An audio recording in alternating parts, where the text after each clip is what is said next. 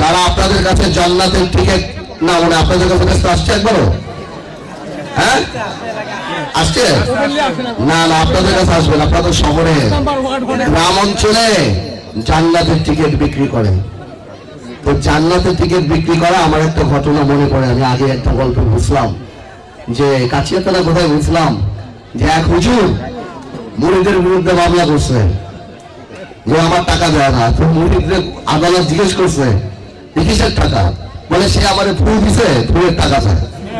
আদালত বলছে তুই একটা ভুল দিয়ে দেন, আপনাদের কাছে জান্নাতের টিকিট বেচতে আসলে আপনারও একটা টিকিট ধরাই দিলেন, বলবেন উন্নয়নের টিকিট।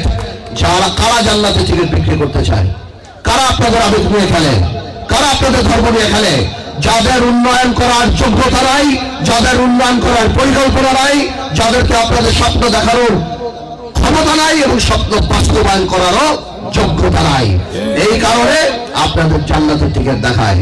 কিন্তু আমার বিশ্বাস এইবার ভোলা পৌরসভার ভোটাররা প্রমাণ করে দেবে যে তারা সততার সাথে উন্নয়নের সাথে, ঠিক আছে? হাত উঠা বলা আপনারা।